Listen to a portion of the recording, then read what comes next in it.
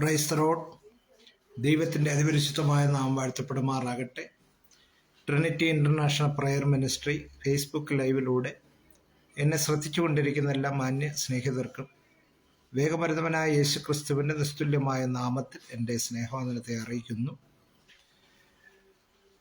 അടിസ്ഥാന ഉപദേശങ്ങൾ എന്ന ബൈബിൾ പഠന പരമ്പരയുടെ 30ാമത്തെ എപ്പിസോഡിലേക്ക് കടന്നു വരുവാൻ വരുവനാകുന്ന ദൈവം ഒരുക്കിത്തന്ന നല്ല അവസരത്തിനായിട്ട് ഞാൻ കർത്താവിനെ സ്തുതിക്കുന്നു. നമ്മുടെ ഈ ദൈവവചന പഠനങ്ങൾ നമ്മുടെ ജീവിതത്തിന് ഏറ്റവും അനുഗ്രഹകരമായി തീരുന്നു എന്നുള്ളതിൽ ഞാൻ കർത്താവിനെ സ്തുതിക്കുന്നു. ദൈവമായ കർത്താവ് ഇന്ന് രാത്രികാലം നമ്മെ അനുഗ്രഹിക്കുമാറാകട്ടെ. ഈ ദൈവവചന പഠനം ശ്രദ്ധിക്കുന്ന നിങ്ങൾക്ക് ഇത് അനുഗ്രഹകരമായി തീരുന്നുണ്ടെങ്കിൽ ഈ ക്ലാസ്സുകൾ മറ്റുള്ളവരിലേക്കും ഷെയർ ചെയ്യുകയും വരുന്ന എപ്പിസോഡുകളൊക്കെ ഈ ക്ലാസ് നേരിട്ട് കാണുവാൻ തക്കവണ്ണം അനേകരെ ക്ഷണിക്കുകയും ചെയ്യുക. ദൈവമായ കർത്താവ് ഇന്ന് രാത്രികാലം നമ്മെ സഹായിക്കുമാറാകട്ടെ. നമ്മൾ അടിസ്ഥാന വേദോപദേശങ്ങളിൽ മാനസാന്തരത്തെക്കുറിച്ച് ചിന്തിച്ചു, സ്നാനത്തെക്കുറിച്ച് ചിന്തിച്ചു, പരിശുദ്ധാത്മാവിനെ കുറിച്ച് ചിന്തിച്ചു, അടുത്ത് വേർപാടിനെ കുറിച്ച് നമ്മൾ ചിന്തിച്ചു, അടുത്ത് വേർപെട്ടവർ അടുത്ത ഒരു ഉപദേശമാണ് കൂട്ടായ്മ. അതിന് നമുക്ക് ആധാരമായിട്ട് നമുക്കത് വേദഭാഗം കാണുവാനായിട്ട് സാധിക്കുന്നു. അപ്പോസ്തല പ്രവൃത്തിയുടെ പുസ്തകം 2ാമത്തെ അധ്യായം അതിൻ്റെ 41ാമത്തെ വാക്യത്തിൽ ഇപ്രകാരം പറയുന്നു: അവർ അപ്പോസ്തലന്മാരുടെ ഉപദേശം കേട്ടും കൂട്ടായ്മ ആചരിച്ച് അപ്പം നുറുക്കിയും പ്രാർത്ഥന കഴിച്ചും പോന്നു. അപ്പോൾ ലോകത്തിൽ നിന്ന് വേർപെട്ടവർ അവർ കൂട്ടായ്മ ആചരിച്ചു. അവർ വേർപെട്ടിട്ട് വെറുതെ ചിതറിയിരിക്കുകയല്ലായിരുന്നു, മറിച്ച് അവർ കൂട്ടായ്മ ആചരിച്ച് അപ്പം നുറുക്കി പ്രാർത്ഥന കഴിച്ചു പോകും. അപ്പോൾ കൂട്ടായ്മ എന്നുള്ളത് ഒരു ദൈവവൈതലിന് ഒഴിച്ചുകൂടുവാൻ വയ്യാത്ത ഒരു കർത്താവിൻ്റെ ഒരു ഉപദേശമാണ്. അതിൻ്റെ ആദ്യ ഭാഗങ്ങളൊക്കെ നമ്മൾ കഴിഞ്ഞ മുമ്പിലത്തെ ആഴ്ചയിൽ ചിന്തിക്കുവാനിടയായി. കഴിഞ്ഞ ആഴ്ച ചില സാങ്കേതിക കാരണങ്ങളാൽ എനിക്ക് ഈ ലൈവിൽ കടന്നു വരുവാനായിട്ട് സാധിച്ചില്ല. ഇന്ന് നമ്മൾ അതിൻ്റെ അടുത്ത ഭാഗം നമ്മൾ ചിന്തിക്കുന്നു. പ്രധാനപ്പെട്ട ദൈവമക്കളുടെ ഒരു കൂട്ടായ്മ. നമ്മൾ 1 കൊരിന്ത്യർ ലേഖനത്തിൽ നമ്മൾ കർത്താവിനോടൊന്നിച്ചുള്ള കൂട്ടായ്മ ബന്ധം ആചരിക്കണമെന്ന് നമുക്ക് 1 കൊരിന്ത്യർ ലേഖനം 1ാമത്തെ അധ്യായം അതിൻ്റെ 9ാമത്തെ വാക്യത്തിൽ നമുക്ക് കാണുവാനായിട്ട് സാധിക്കും. അടുത്തിന്ന് നമ്മൾ പറയുന്ന ഒരു കൂട്ടായ്മ എന്ന് പറയുന്നത് റോമർക്കെഴുതിയ ലേഖനം 12ാമത്തെ അധ്യായം അതിൻ്റെ 13ാമത്തെ വാക്യം വായിക്കും: കഷ്ടതയെ സഹിഷ്ണുത കാണിപ്പിൻ, പ്രാർത്ഥനയിൽ ഉറ്റുരുപ്പിൻ, വിശുദ്ധന്മാരുടെ ആവശ്യങ്ങളിൽ കൂട്ടായ്മ കാണിക്കുകയും അതിഥി സൽക്കാരം ആചരിക്കുകയും ചെയ്യും. അവിടെ പറയുന്ന ഒരു 2-3 കാര്യങ്ങൾ റോമിലുള്ള വിശ്വാസികളോട് അപ്പോസ്തലനായ പൗലോസ് പറയുകയാണ്. അതിൽ ഒന്നാമത് പറയുകയാണ്, കഷ്ടതയെ സഹിഷ്ണുത കാണിപ്പിൻ. കഷ്ടം സഹിക്കുക എന്നുള്ളത് ഒരു ദൈവവൈതലിനെ സംബന്ധിച്ചിടത്തോളം ദൈവം പറയുന്ന ഒരു കാര്യമാണ്. ഏത് കാര്യത്തിനും ഒരു കഷ്ടം സഹിക്കേണ്ട ഒരാവശ്യകത, അത് ക്രിസ്തീയ മാർഗത്തിൽ മാത്രമല്ല, അത് ഏത് മാർഗത്തിലൂടെ ആണെങ്കിലും ഒരു മാർഗത്തിൻ്റെ വിജയം അല്ലെങ്കിൽ ഒരു പ്രസ്ഥാനത്തിൻ്റെ വിജയം എന്ന് പറയുന്നത് ആ പ്രസ്ഥാനത്തിന് വേണ്ടി ത്യാഗപൂർവമായ ജീവിതം നയിച്ച അനേകരുടെ പ്രവർത്തനങ്ങൾ മുഖാന്തരമാണ്. അപ്പോൾ ക്രിസ്തീയ മാർഗത്തിൻ്റെ ഇന്നയോളമുള്ള നിലനിൽപ്പ് എന്ന് പറയുന്നത് ഇന്നത്തെ ഏതെങ്കിലും ആൾക്കാർ കാണിക്കുന്ന സ്റ്റേജ് പ്രകടനങ്ങളോ ഒന്നുമല്ല, മറിച്ച് കർത്താവിന് വേണ്ടി ജീവൻ കൊടുക്കുവാൻ വേണ്ടി അല്ലെങ്കിൽ ഒത്തിരി ത്യാഗങ്ങൾ അനുഭവിച്ച അനേകരുണ്ട്. ഒരുപക്ഷെ അവരെ ഒന്നും ഇന്നത്തെ കാലത്ത് ഓർക്കുന്നില്ലായിരിക്കും. എന്നാൽ ഒരു കാര്യമുണ്ട്, നിലനിൽപ്പ് എന്ന് പറയുന്നത് ഒരു പ്രസ്ഥാനത്തിന് വേണ്ടി ത്യാഗം അനുഭവിച്ചവരാണ്. ഒരു ഉദാഹരണം കൊണ്ട് വ്യക്തമാക്കുവാൻ ആഗ്രഹിക്കുന്നു. നമ്മളൊക്കെ ഏതെങ്കിലും വൻ നഗരങ്ങളിലൊക്കെ പോകുമ്പോൾ അവിടെ അമ്പരചുംബികളായ അനേക ഫ്ലാറ്റുകൾ, മണിമന്ദിരങ്ങളൊക്കെ കാണും. നമ്മൾ കാണുന്നത് അല്ലെങ്കിൽ ഒരു 10 നിലയുള്ള മണിമന്ദിരം, 25 നിലയുള്ള മണിമന്ദിരങ്ങളൊക്കെ നമ്മൾ കാണും. അപ്പോൾ നമ്മൾ അതിൻ്റെ പുറമേയുള്ള മനോഹാരിതയും അതിൻ്റെ പണിയുടെയും ആ ബിൽഡിങ്ങിൻ്റെ തലയെടുപ്പുമൊക്കെ നമ്മൾ കാണും. എന്നാൽ ഒരു കാര്യം മനസ്സിലാക്കണം, ആ ബിൽഡിങ് അങ്ങനെ തലയെടുപ്പോടെ നിൽക്കുമ്പോൾ തന്നെ ആ ബിൽഡിങ്ങിനെ നിലനിർത്തിയിരിക്കുന്നത് എത്ര നിലയാണോ പൊക്കിപ്പണിതിരിക്കുന്നത് അത്രത്തോളം നില താഴോട്ട് കുഴിയെടുത്ത് കെട്ടിയുറപ്പിച്ച കോൺക്രീറ്റ് ചെയ്ത് ബലപ്പെടുത്തിയ തൂണുകളും അതുപോലെ തന്നെ നല്ല കട്ടിയുള്ള ഉറപ്പുള്ള അടിസ്ഥാനവും ആ ബിൽഡിങ്ങിന് ഉള്ളത് കൊണ്ടാണ് അത് തലയെടുപ്പോടെ ഇങ്ങനെ നിൽക്കുന്നത്. എന്നാൽ ഈ അടിസ്ഥാന കല്ലുകളോ അടിസ്ഥാനത്തിന്മേൽ അവിടെ പണിതിരിക്കുന്ന കല്ല് ഒന്നും പുറമെ ആരും കാണുന്നില്ല. എന്നാൽ ആ ബിൽഡിങ്ങിന്റെ നിലനിൽപ്പ് എന്ന് പറയുന്നത് ഈ ഭൂമിക്കടിയിലോട്ട് പോയ കല്ലിന്റെ ബലത്തിലാണ് മുകളിലുള്ള ആ ബിൽഡിങ് തലയെടുപ്പോടെ നിൽക്കുന്നത്.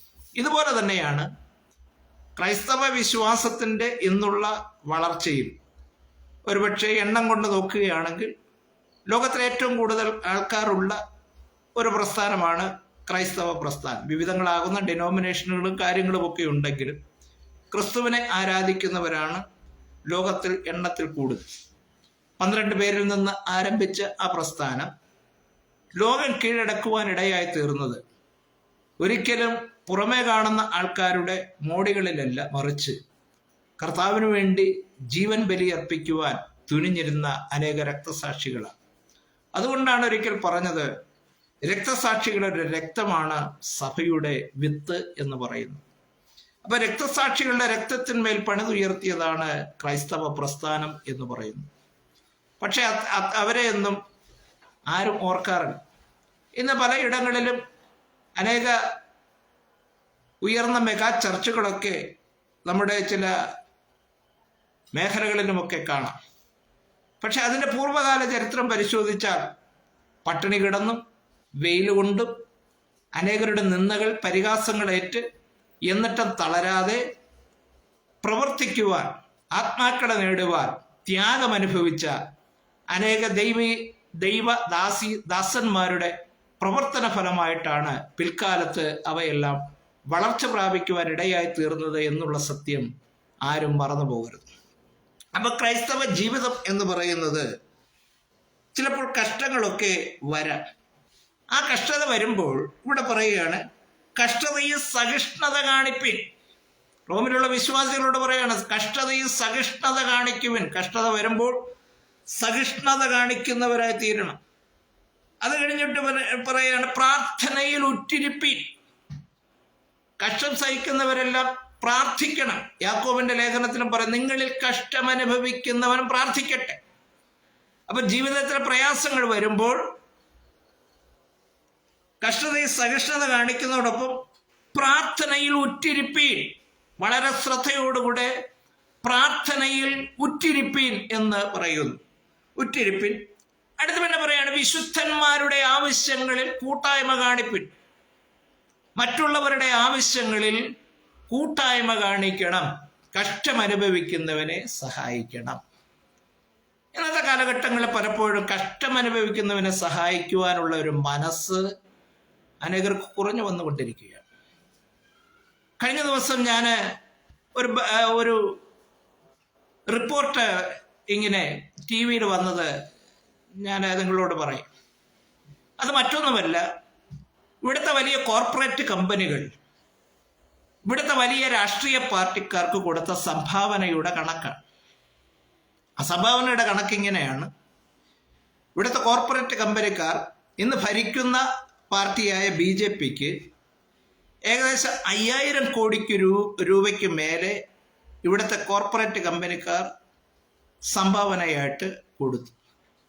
തൊട്ടടുത്ത് പ്രതിപക്ഷ പാർട്ടിയായിരിക്കുന്ന കോൺഗ്രസിനും കൊടുത്തു. അതുപോലെ തന്നെ സംസ്ഥാനങ്ങളിൽ ഭരണം നടത്തുന്ന വലിയ വലിയ രാഷ്ട്രീയ പാർട്ടിക്കാർ DMK, തൃണമൂൽ കോൺഗ്രസ്, YSR കോൺഗ്രസ് തുടങ്ങിയ അനേക രാഷ്ട്രീയ പാർട്ടികൾക്ക് സംഭാവനയായി 1-2 100 കോടി, ഏറ്റവും കുറഞ്ഞതൊക്കെ 100 കോടിയാണ്, 500 കോടി, 300 കോടി, 200 കോടി ഒക്കെ കൊടുത്തു.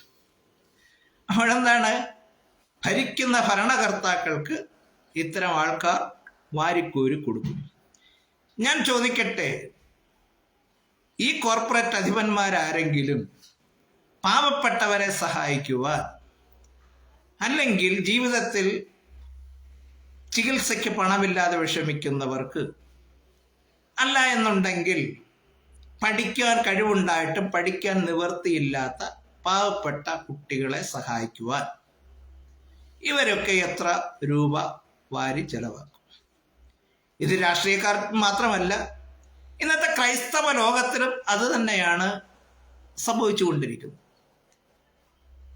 ഇന്ന് ഏതെങ്കിലും വലിയ വലിയ പണക്കാർ ചെന്ന ആരെടുത്തെങ്കിലും സംഭാവന ചോദിച്ചാൽ 25,000-ഓ 35,000-ഓ യാതൊരു വിധമായ വൈമനസ്സവും കൂടാതെ എടുത്തു കൊടുക്കുവാൻ ആൾക്കാരുണ്ട്. അതേസമയം കണ്ണൂരോ കാസർഗോഡോ ഒക്കെ പുതിയ പ്രവർത്തനം നടത്തുന്ന ഒരു ദൈവദാസൻ എന്തെങ്കിലും ഒരു ആവശ്യം പറഞ്ഞാൽ കൊടുക്കുന്നത് ഉള്ളമൊരുകുന്നേൻ ചങ്കു തകരുന്നേൻ കണ്ണു നിറയുന്നേൻ എൻ രക്ഷകനെ എന്നുള്ള പാട്ടൊക്കെ പാടിയിട്ട് 1000 രൂപ കൊടുക്കും. അപ്പോൾ ഇന്ന് വിശുദ്ധന്മാരുടെ ആവശ്യങ്ങളിൽ കൂട്ടായ്മ കാണിക്കുവാൻ താല്പര്യമില്ലാതെ വരുന്ന ഒരു ജനസമൂഹമായി മാറിയിരിക്കുന്നു. എന്നാൽ അപ്പോസ്തലനായ പൗലോസ് പറയുന്നത്, നിങ്ങൾ വിശുദ്ധന്മാരുടെ ആവശ്യങ്ങളിൽ കൂട്ടായ്മ കാണിക്കുകയും അതിഥി സൽക്കാരം ആചരിക്കുകയും ചെയ്യുവിൻ. അതിഥി സൽക്കാരം നമ്മൾ ആചരിക്കണം. അതിഥികളായി വരുന്നവരെ. ഭാരതത്തിൻ്റെ ഒരു സാംസ്കാരിക പശ്ചാത്തലം പരിശോധിക്കുമ്പോൾ ഹൈന്ദവ മതത്തിൽ പോലും അത് പറയുന്നു. ഹൈന്ദവ മതം പറയുന്നത് ഇങ്ങനെയാണ്: അതിഥി ദേവോ ഭവ. അതിഥിയെ ദേവനായി കാണണം. അതുകൊണ്ടാണ് ഇംഗ്ലീഷുകാർ ഇവിടെ വന്നപ്പോഴും ഇവിടുത്തെ ഹൈന്ദവർ അവർ അതിഥികളായി കണ്ടു. എന്നാൽ അതിഥികൾ പിന്നെ ഭരണകർത്താക്കളായി മാറിയ ഒരു ചരിത്രമാണ് ഇന്ത്യ ചരിത്രത്തിനുള്ളത്. അതുപോലെ തന്നെ ക്രിസ്തീയ മാർഗത്തിലും വളരെ വ്യക്തമായി പറയുന്ന ഒരു കാര്യമാണ് അതിഥി സൽക്കാരം ആചരിക്കുവാൻ. അതിനൊരു ഉദാഹരണം പൗലോസ് പറയുന്നത്, അബ്രഹാം ദൈവദൂതന്മാരെ സൽക്കരിച്ചു. അബ്രഹാം ദൈവദൂതന്മാരെ മനസ്സോടുകൂടെ സൽക്കരിച്ചപ്പോൾ അബ്രഹാമിൻ്റെ സന്തതി പരമ്പരകളെ മരുഭൂമിയിൽ വെച്ച് അബ്രഹാം കൊടുത്തതിന് തക്കവണ്ണമായി മരുഭൂമിയിൽ വെച്ച് അബ്രഹാമിൻ്റെ സന്തതി പരമ്പരകൾക്ക് വേണ്ടി ദൈവം വഴിയൊരുക്കുവാനിടയായി. അതുകൊണ്ട് അതിഥി സൽക്കാരം നമ്മൾ ആചരിക്കണം എന്ന് പറയുന്നു. അടുത്ത പിന്നെ ആവശ്യങ്ങളിൽ കൂട്ടായ്മ കാണിക്കുകയും അതിഥി സൽക്കാരം ആചരിക്കുകയും ചെയ്യും. അപ്പോൾ വിശുദ്ധന്മാരുടെ ആവശ്യങ്ങളിലുള്ള കൂട്ടായ്മ, കഷ്ടതയിലുള്ള സഹിഷ്ണുത, വിശുദ്ധന്മാരുടെ ആവശ്യങ്ങളിലുള്ള കൂട്ടായ്മ. അപ്പോൾ തന്നെ കൂട്ടായ്മ ബന്ധത്തിൽ ഉള്ള, അല്ലെങ്കിൽ കർത്താവിനെ അറിഞ്ഞവരോട് പറയാണ്, നിങ്ങളെ ഉപദ്രവിക്കുന്നവരെ അനുഗ്രഹിക്കുവിൻ. നിങ്ങളെ ആരെങ്കിലും ഉപദ്രവിച്ചാൽ അവരെ അനുഗ്രഹിപ്പിൻ, ശപിക്കാതെ അനുഗ്രഹിപ്പിൻ. പിന്നെ അടുത്ത് പറയും, സന്തോഷിക്കുന്നവരോടുകൂടെ സന്തോഷിക്കുകയും കരയുന്നവരോടുകൂടെ കരയുകയും ചെയ്യുവിൻ. പിന്നെ പറയാണ് കൂട്ടായ്മ ബന്ധത്തിന്റെ മറ്റൊരു തമ്മിൽ ഐക്യമത്യമുള്ളവരായി. അപ്പൊ കൂട്ടായ്മ ബന്ധത്തെ തമ്മിൽ ഐക്യമത്യമുള്ളവരായി, വലിപ്പം ഭാവിക്കാതെ. ഞാനാണ് വലിയവൻ. ഒരിക്കൽ കർത്താവിൻ്റെ അടുക്ക ശിഷ്യന്മാര് വന്നിട്ട് ചോദിച്ചു, ഞങ്ങൾ ആരാണ് വലിയവൻ? കർത്താവ് ഒരു ശിശുവിനെ അടുത്ത് വിളിച്ച് നിർത്തിയിട്ട് അവർ കാണിച്ചിട്ട് പറഞ്ഞു, ഈ ശിശുവിനെ പോലെ തന്നെത്താൻ ആരാണോ താഴ്ത്തുന്നവൻ അവനാണ് ദൈവരാജ്യത്തിൽ ഏറ്റവും വലിയവൻ. പിന്നെയും കർത്താവ് പറഞ്ഞൊരു കാര്യം, നിങ്ങളെ ആരെങ്കിലും വിവാഹത്തിനോ മറ്റ് സൽക്കാരങ്ങൾക്കോ ഒക്കെ വിളിച്ചാൽ നിങ്ങൾ പോയിട്ട് ഏറ്റവും പുറകിലത്തെ സീറ്റിൽ ചെന്ന് ഇരിക്കണം. എന്നിട്ട് നിങ്ങളെ വിളിച്ച ആള് വന്നിട്ട് നിങ്ങളെ പുറകിൽ നിന്ന് കൈ പിടിച്ച് മുമ്പോട്ട് കൊണ്ടുവന്നാൽ മറ്റുള്ളവർ കാണുക നിങ്ങൾക്കൊരു മാന്യത വരും.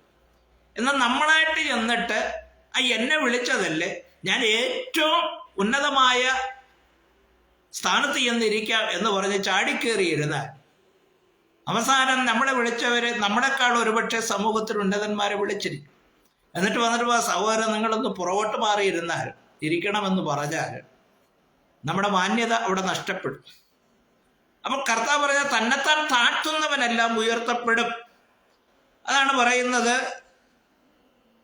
ഐക്യമത്യം, വലിപ്പം ഭാവിക്കാതെ. നമ്മളെന്തോ വലിപ്പമുള്ളവരാണെന്ന് ചിന്തിക്കുക. ഇന്നത്തെ കാലഘട്ടത്തിൽ പലരും സ്വയം ഇങ്ങനെ വീർത്ത് ഞാൻ വലിയവനാണെന്നുള്ള ഭാവം ഉള്ളവരായിട്ടുണ്ട്.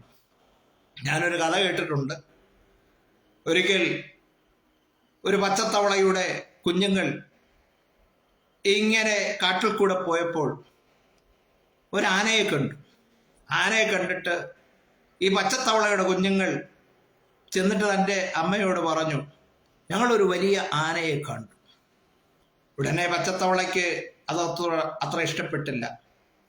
പച്ചത്തവള പറഞ്ഞു, എൻ്റെ അത്രയും വലിപ്പം ആനയ്ക്കുണ്ടോ എന്ന് ചോദിച്ചു. അപ്പോൾ പച്ചത്തവളയുടെ കുഞ്ഞുങ്ങൾ പറഞ്ഞു, അമ്മയേക്കാൾ ഭയങ്കര വലിപ്പമാണ്, ഇത്രയൊന്നുമല്ലോ. അപ്പോൾ പച്ചത്തവള സ്വയം ഒന്ന് വീർത്തു. എന്നിട്ട് ചോദിച്ചു, ഇത്രയും വലിപ്പമുണ്ടോ എന്ന് ചോദിച്ചു. അപ്പോൾ വീണ്ടും കുഞ്ഞുങ്ങൾ പറഞ്ഞില്ല, കുറച്ചുകൂടെ വലിപ്പമുണ്ട്. വീണ്ടും ഒന്ന് ശ്വാസം പിടിച്ച് കുറച്ചുകൂടെ വലിപ്പമായി ഭാവിച്ചു. അപ്പോഴും കുഞ്ഞുങ്ങൾ പറഞ്ഞില്ല, ഇതിനേക്കാൾ വലിപ്പം. വീണ്ടും വളരെ ശക്തിയോടുകൂടെ പച്ചത്തവള ആഞ്ഞ് ശ്വാസം പിടിച്ചിട്ട് ഇത്രയും വലിപ്പമുണ്ടെന്ന് ചോദിക്കലും ആ വയറിൻ്റെ അവിടെ നിന്ന് ഠേ എന്നൊരു ശബ്ദം അങ്ങ് കേട്ടു. പച്ചത്തവളയുടെ കഥ അതോടുകൂടെ കഴിയും. അപ്പോൾ ഇതുപോലെ സ്വയം വലിപ്പം ഭാവിച്ചാൽ സംഭവിക്കുന്നത് ഇതുപോലെയാണ്.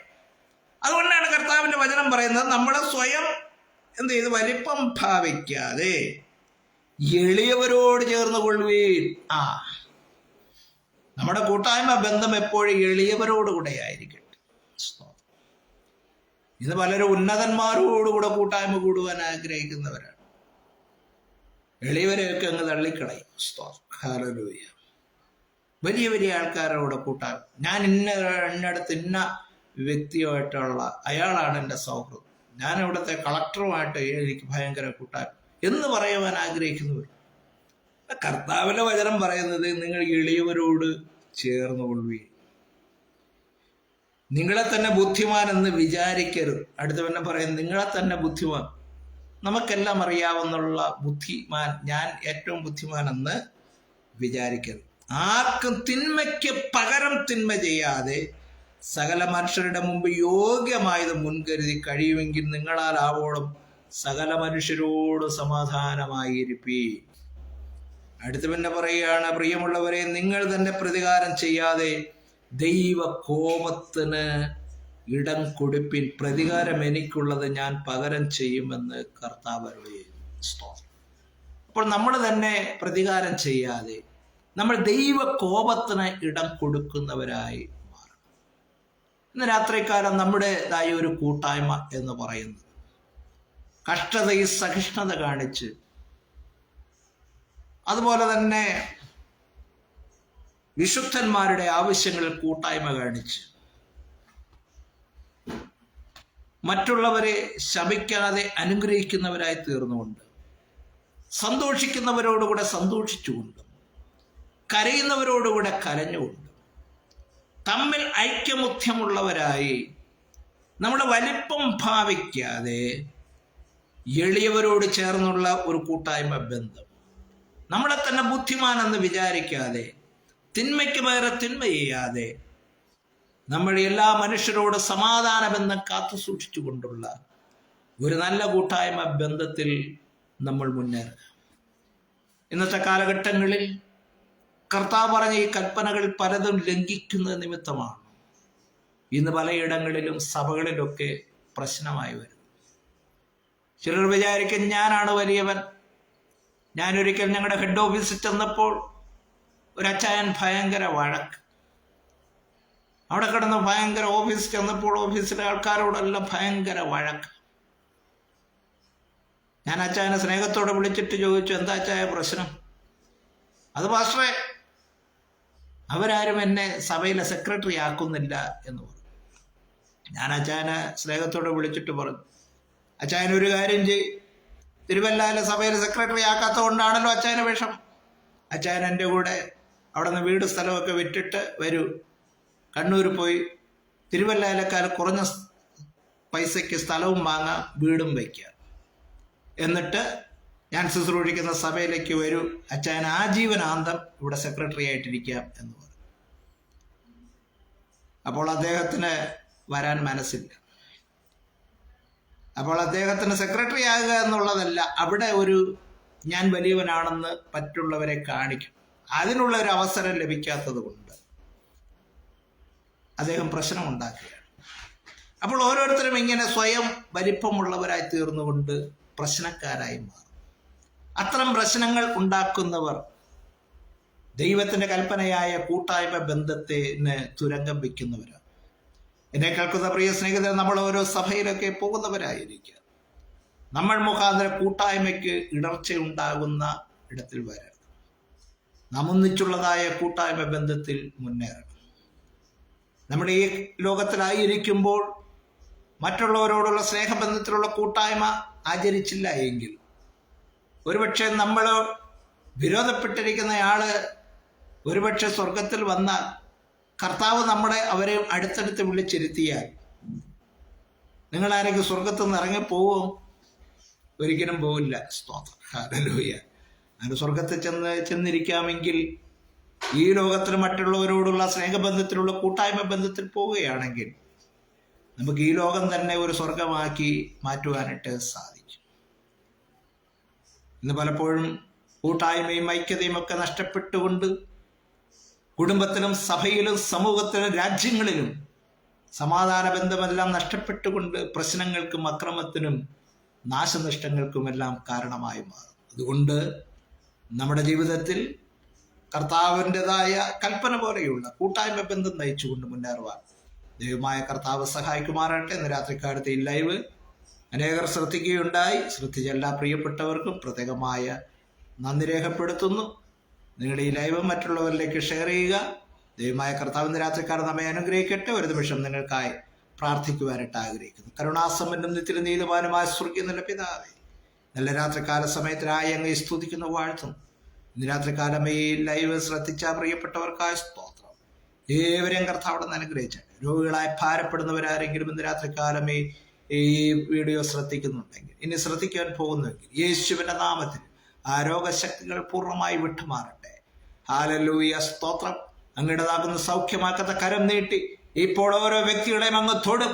യേശുവിന്റെ അധികാരമുള്ള നാമത്തിൽ ഇപ്പോൾ തന്നെ ആ രോഗബന്ധനങ്ങൾ ഇപ്പോൾ തന്നെ വിട്ടുമാറട്ടെ.